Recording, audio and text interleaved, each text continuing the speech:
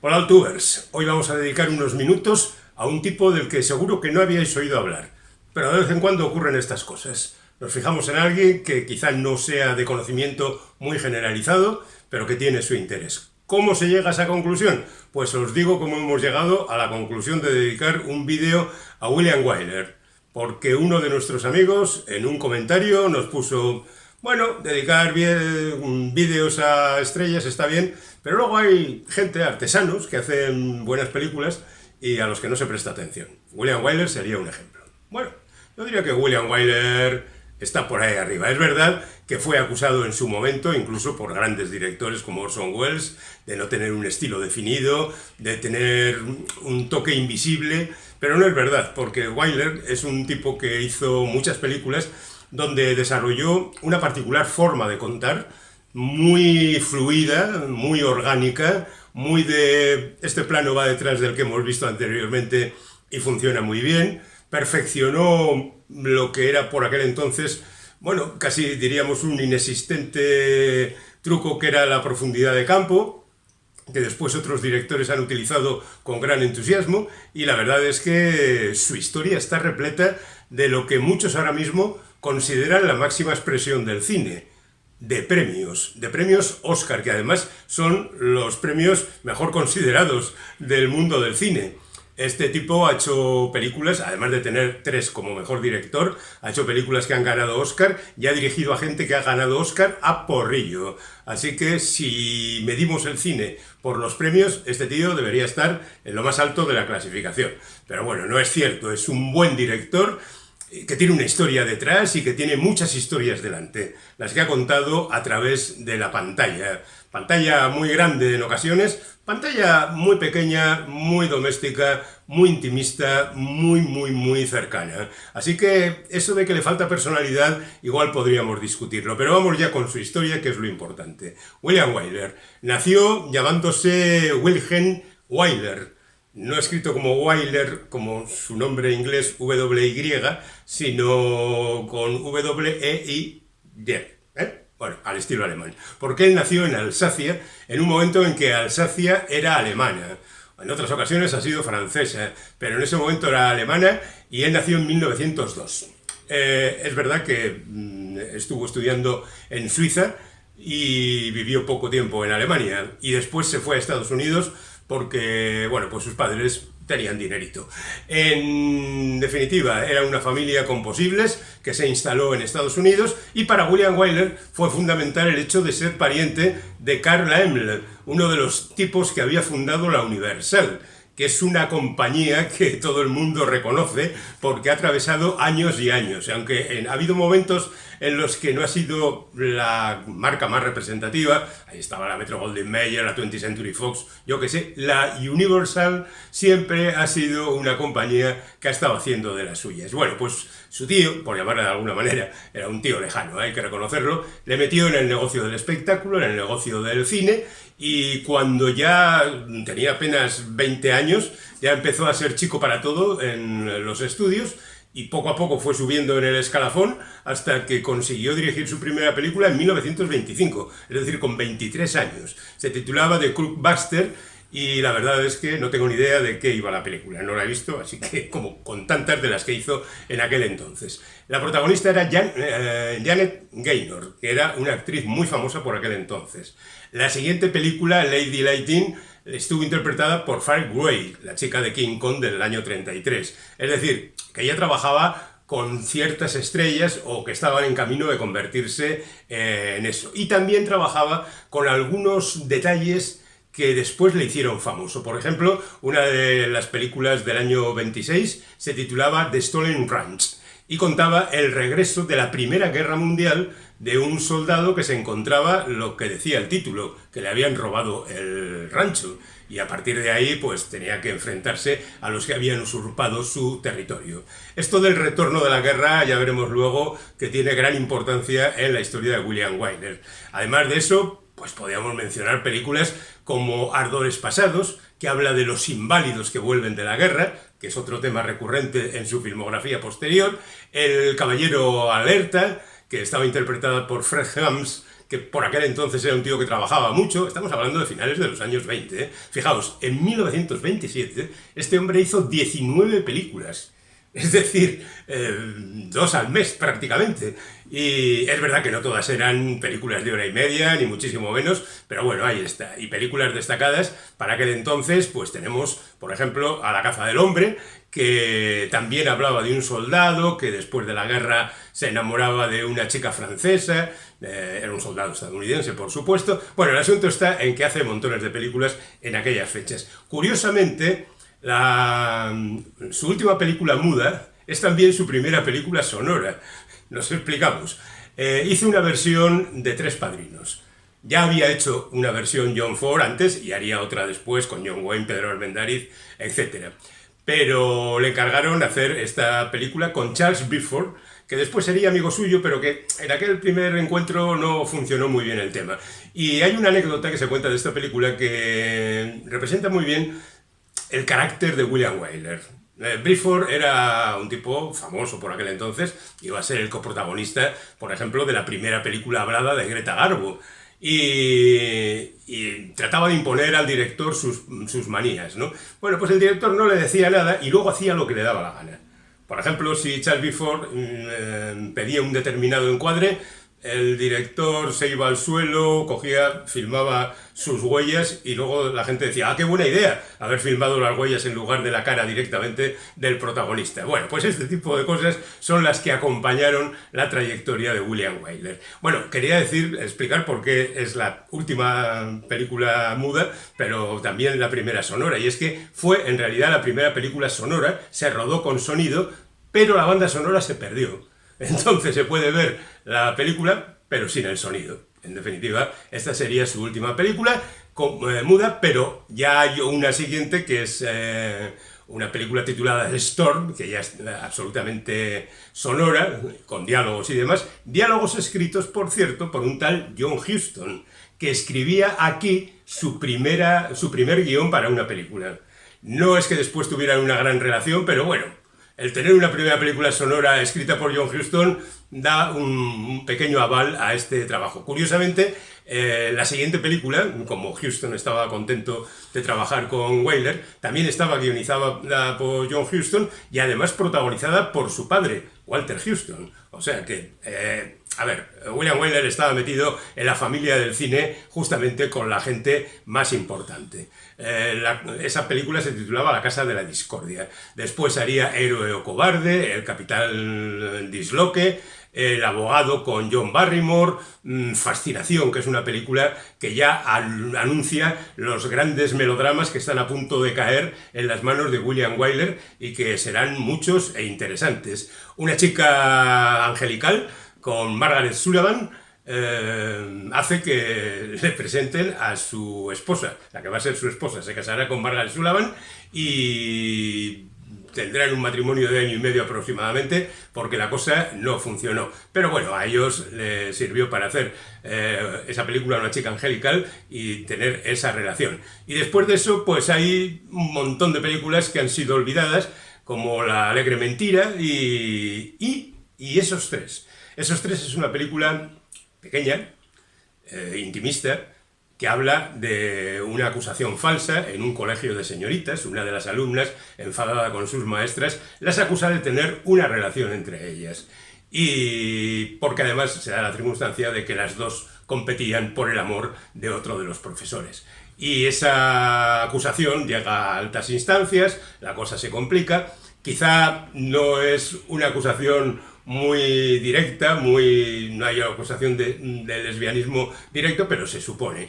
De todas maneras, la historia se quedará tan dentro de William Wyler que más tarde volverá a rodarla. Y esta película está protagonizada por Miriam Hawkins, que tendrá un pequeño papel en el remake, por Merle Oberon, que en aquel entonces era una auténtica estrella, y por Joel McCrea, que es uno de esos actores que en los años 40, 50, estaba muy bien considerado, pero que ahora la historia ha olvidado. Joel McCrea interpretará otras dos películas casi a continuación, otras dos películas de William Wyler. Una de ellas es la titulada Rivales, donde comparte protagonismo con Frances Farmer, otra actriz que tiene una historia. Si queréis saberla, hay una película del año 83 protagonizada por Jessica Lange que cuenta la historia de esta mujer y que habla de cómo era Hollywood en aquel entonces. No os la perdáis, de verdad. Bueno, pero hablábamos de Joel McCrea. Y después Calle sin salida, donde interpreta a un abogado en un lugar, una calle de los suburbios, donde el rey del mambo era Humphrey Bogart, un gastercillo local que le pone las cosas difíciles a nuestro protagonista. Prácticamente la película es una obra de teatro, ocurre en esa calle y en los mismos escenarios, podía interpretarse perfectamente en el teatro. Es una película donde, como tantas veces en aquella época, lo que manda es el diálogo, el guión, las conversaciones entre los personajes. Es una película que está muy bien, aunque ahora, vista ahora, diríamos que le falta acción, que le falta un conflicto. No, conflicto le falta jaleo, unos cuantos tiros más o algo por el estilo, ya que estamos en el terreno de la delincuencia. Bueno, después de eso, hace una de las películas más famosas de aquel entonces, que es Jezabel, con Bette Davis y Henry Fonda como protagonistas. Está ambientada en la época de la Guerra Civil estadounidense y es un melodrama tremendo, enorme, con pestes desarrollándose por el medio de las ciudades, con la guerra, con frases monumentales. Pues no sé, por ejemplo, recordamos aquella que no se sabe muy bien o no sabemos muy bien a quién hay que adjudicársela, pero decimos Voltaire por sistema, que es aquella de no estoy de acuerdo con lo que dices, pero daría la vida para que pudiera seguir diciéndolo, ¿no? Bueno, pues este tipo de grandiosidad en todos los sentidos es lo que ocupa Jezabel, que es una historia pasional, tremenda, con Bette Davis haciendo lo que mejor sabe hacer, sufrir y amar al mismo tiempo de manera tremenda. Bueno, después de eso hace El vaquero y la dama con Gary Cooper, que es un western amable, romántico, no es de muchos tiros y demás. Y después de eso sigue haciendo películas más o menos cercanas a lo delictivo, más o menos cercanas al melodrama, pero hay otras dos películas que le están esperando a la vuelta de la esquina y protagonizadas también por Bette Davis, que son otros dos melodramas tremendos, que son La carta y La zorra. La verdad es que las películas, una pasada en Somerset Maugham y la otra en Lillian Hellman, son de enormes problemas. La primera aparece Bette Davis matando a un individuo en el primer minuto de la película. Luego será un melodrama judicial con muchas idas y venidas. ¿Quién es el malo de toda esta historia? Bueno, pues está muy bien. Y la verdad es que la película todavía conserva cierto encanto. Hace también Cumbres borrascosas con Merle Oberon, que es una adaptación de la novela de Emily Bronte, que cuenta las historias de esos dos personajes desnortados que no saben por dónde funcionar y que también tiene un ambiente como muy opresivo. Hace Raffles, que es una historia sobre un famoso ladrón de guante blanco que funciona muy bien, y El forastero, otro western con Gary Cooper, aunque el western no va a ser un buen lugar para este director, que a pesar de ello va a dirigir algunos, ¿eh? Pero bueno, ya digo, luego llega La carta y La loba, y después de eso nos tenemos que enfrentar a los años 40 y a la Segunda Guerra Mundial. En la Segunda Guerra Mundial este hombre cuelga la chapa como director, bueno, no como director, pero cuelga la chapa como civil, se va al frente, recibe el cargo de comandante y se va a la guerra. Se va a la guerra para rodar películas. Y entonces hace, por ejemplo, una película histórica sobre el Memphis Belle, que es un bombardero en lo que fue su última misión, que ha pasado a la historia. También la historia ha sido contada después en una película de ficción, que por cierto alteraba bastante lo que fue en realidad aquella misión, y todavía ese material que rodó William Wyler ha sido utilizado después de su muerte en multitud de ocasiones. O sea que era un material verdaderamente interesante. Y además de todo eso, pues se permitió el lujo de hacer también una película de ficción sobre la Segunda Guerra Mundial, que era La señora Miniver. La señora Miniver cuenta la historia de una mujer y su familia que viven los bombardeos de Londres durante la Segunda Guerra Mundial. y cómo pues la situación es desesperada, no hay comida, no hay forma de sobrevivir y encima les caen las bombas. Y la verdad es que la película tuvo un éxito tremendo, quizá por las circunstancias. Es del año 1942 y la guerra estaba ahí, Estados Unidos había entrado en la guerra un poco antes, en 1941, y el espíritu de la guerra estaba saliendo por todas partes. Eso hizo que la película tuviera un gran éxito, que tuviera el Oscar a Mejor Película, Mejor Director, y a Janet Gaynor, que era la protagonista y que tiene en su honor el haber pronunciado el discurso más largo al recibir un premio Oscar. Hay quien dice que duró 1 hora, pero eso no es cierto.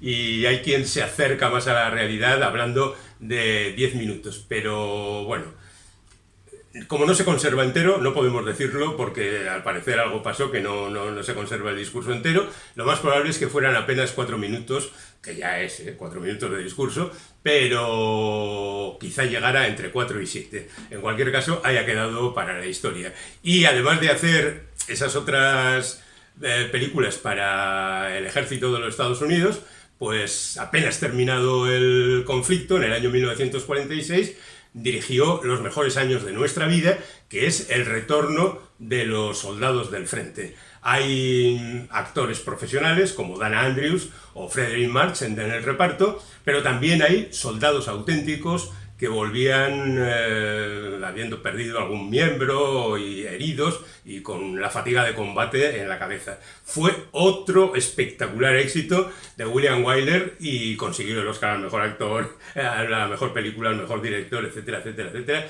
y fue un auténtico bombazo. Después todavía, a pesar de que lo había rodado antes, el material lo recondujo y después de presentar esta película presentó Thunderbolts, que es un documental sobre James Stewart en el frente, porque James Stewart también fue piloto durante la Segunda Guerra Mundial y algunas de sus misiones fueron filmadas en esta película. Bueno, termina la guerra y tenemos a William Wyler volviendo de nuevo a Estados Unidos a hacer lo que mejor sabe, películas. Y lo siguiente que hace es una película pequeñita también, intimista, basada en una novela de Henry James, que es bien conocida, que es La Heredera. La Heredera es una película tremendamente cruel sobre un padre que quiere colocar a su hija casada con alguien. Esta se enamora de un chico guapo que pasaba por allí, ella es Olivia de Havilland, él es Montgomery Clift, y el padre ve que allí hay algo turbio, la cosa se complica y bueno, deshereda a la hija, el presunto novio va a quedarse sin dinero, las cosas no funcionan bien y no voy a contar cómo termina la película, pero yo creo que es muy recordado el plano final de este film que deja al espectador un poco acongojado ante lo que le están contando. No diré cuál es el plano ese, por supuesto, ni cuál es el final de la película, pero es otro film que viene a apoyar la teoría de que este hombre sin personalidad, este director sin un estilo muy definido, en realidad es un buen director, muy sólido, muy capaz de dirigir a actores y actrices, ya digo, camino de conseguir el Oscar y de que ese trabajo resulte verdaderamente atractivo.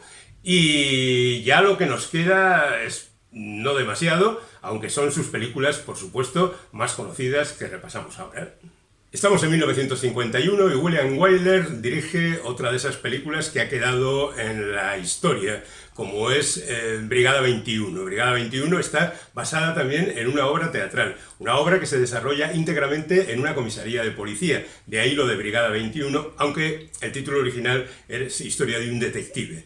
Está protagonizada por Kirk Douglas, con Eleanor Parker, con William Bendix, y es una historia muy a la medida de Kirk Douglas, que por aquel entonces era un actor verdaderamente histriónico, tenso, de los que está continuamente abalanzándose sobre sus partenaires para decirles cosas agradables, no muchas, pero fuertes la mayor parte de las veces. Es otra de esas películas muy recordadas, de mucho éxito en su momento. Y a continuación hace una de sus películas menos conocidas de la época, que es Carrie. Carrie no tiene que ver nada con Stephen King, por supuesto, sino más bien está basada en Theodore Dresser, que es uno de los escritores que precedió a la generación perdida en Estados Unidos y que tenía gran prestigio por entonces. Carrie es una de sus novelas. Otra adaptada al cine sería Un lugar en el sol, también por aquella misma época. Y es la historia de la huerfanita, básicamente, que tiene que vivir diferentes circunstancias para salir adelante. Todo muy melodramático, todo muy agobiante, todo muy de sufrimiento intenso, con otra intensa como era Jennifer Jones, que cuando se ponía a sufrir, sufría con gran conocimiento de causa. Pero bueno, tenía enfrente a un señor que la verdad era verdaderamente terrible también, Laurence Olivier, que le daba la réplica con mucha intensidad. Después de eso, curiosamente, el bueno de William Wyler, que nunca había destacado por esto, hace una comedia que se convierte también en otro fenómeno, que es Vacaciones en Roma, con la presentación, diríamos, mundial de Audrey Hepburn, porque había hecho otras películas, pero no habían tenido tanto éxito como esta, y la primera de sus emparejamientos con señores mayores. En esta ocasión era Gregory Peck, pero después llegarían Humphrey Bogart, Gary Cooper, yo que sé cuánta gente, que verdad, le llevaba mucha edad, algo que entonces pues no tenía, al parecer, mucha importancia en el cine. Pero bueno, digamos que esta película de Vacaciones en Roma es una película amable, con una princesa que se pierde, que conoce a un periodista, que recorren las calles de Roma, son felices y comen perdices al fin. No es una gran película, pero oye, está muy bien y es hoy en día como muy reconocible, ¿no? Bueno, seguimos con este hombre, estamos en los años 50, en el año 55 hace Horas desesperadas, con el bueno de Humphrey Bogart, que es la historia de unos gángsters fugitivos se esconden en casa de un ciudadano al que someten a diferentes vejaciones y mientras son asediados por la policía. Bueno, es también otra obra teatral llevada a la pantalla con eficacia. A mí no es una película que me guste especialmente, pero bueno, la dejamos ahí porque también en su momento fue un fenómeno. Después hace La gran prueba, o Amistosa persuasión, que sería el título original, con Gary Cooper de nuevo contando la historia de unos mormones que se ven metidos en el conflicto de la guerra civil estadounidense. Es una familia, el padre es Gary Cooper, la madre Dorothy McGuire, entre los hijos está Anthony Perkins. Cuenta la historia del día a día, se conoce a los vecinos, cómo los protagonistas van desarrollando sus personalidades y luego llega la guerra y resulta que esta gente que es radicalmente ajena a la violencia pues se ve lanzada a ese perturbador episodio que es la guerra y bueno, no contaré qué es lo que ocurre porque en estos casos cuando nos encontramos con ese tipo de creencias hay dos cosas, que al final se viene a demostrar que la violencia es necesaria y ocurre en la mayor parte de las películas y otras en las que no, en las que verdaderamente los creyentes en esas creencias, valga la redundancia, se mantienen firmes hasta el final y no recurren a la violencia. Hay también películas, pero menos. Pero bueno, en cualquier caso, ahí tenemos otra película que tiende a la grandeza, que poco a poco va acercándose a los horizontes de grandeza de 1958, El Gran País, en el título original, que es un western que no es un western.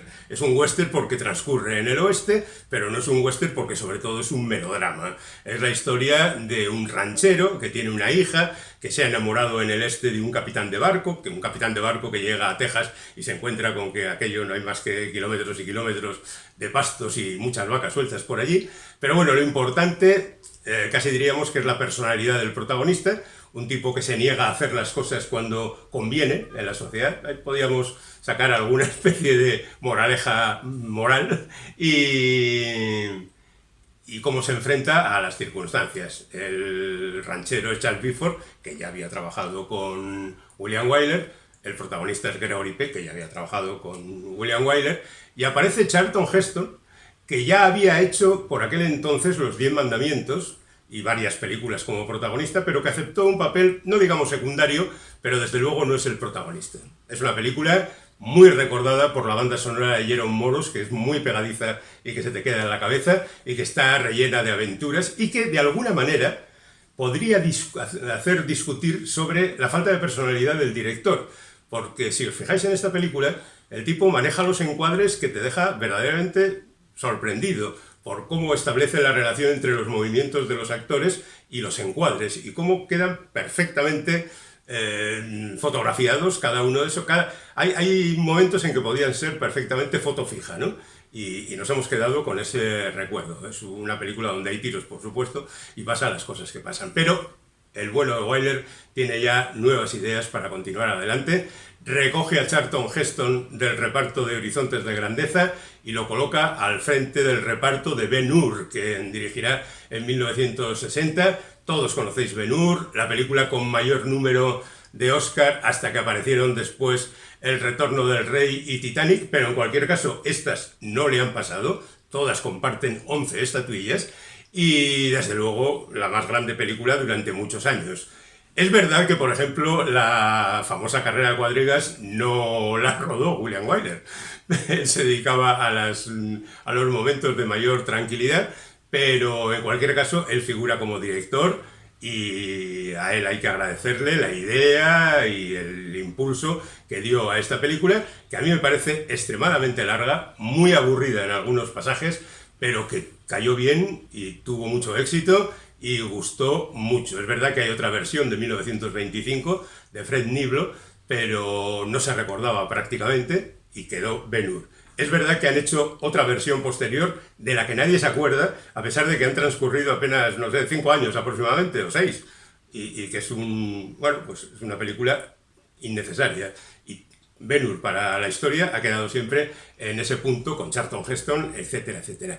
Y después de ese punto tan alto, pues ¿qué podemos decir? Que está La Calumnia, que es una nueva versión de esos tres, en esta ocasión con Shirley MacLaine, Audrey Hepburn y James Garner, que es un poco más evidente, que hace ya no hay que ocultar tanto las relaciones entre las dos mujeres, pero todavía en el año 63 la cosa era complicada. El coleccionista, que tiene un enorme éxito, que cuenta la historia de un tipo que secuestra a una chica por el simple placer de secuestrarla y someterla a vejaciones varias, y que es una película claustrofóbica y agobiante y que también tuvo muchísimo éxito con Terence Stamp y Samantha Eggar como protagonista, funcionó tremendamente. Después, Cómo robar un millón, una comedia más bien tirando a tonta, reconozco que igual es la película de William Wyler que menos me gusta, con Audrey Hepburn y Peter O'Toole, que sinceramente no recomendaría a nadie. Y después, ya acercándonos al final de su etapa, Funny Girl, con Barbra Streisand, otra vez un Oscar para la protagonista, aunque en esta ocasión fue compartido, que contaba la historia de Fanny Brace, una chica dedicada al mundo del espectáculo, y su última película, que es de 1970, que es No se compra el silencio. Es otra película sobre un asunto social, el problema racial, con la muerte de un chatarrero que se llama Lord Byron Jones. El título original es The Liberation of Lord Byron Jones, y que va a hacer incidencia en lo que siempre le ha preocupado a William Wyler, que es darle vueltas a las cosas, discutir sobre lo que sea, y bueno, es una película quizá no grandiosa, pero sí interesante. Así que he encontrado 3 puntos por los cuales dedicar unos minutos a William Wyler. En principio, el mes de julio es el mes de su nacimiento y de su muerte. Hay algo de justificación. Se cumplen 65 años de la presentación de su película más famosa, Ben-Hur, y se cumplen 55 de la presentación de su última película, No se compra el silencio. ¿Había motivo para hablar de él? Yo creo que fundamentalmente están sus películas y su vida. Espero que os haya gustado.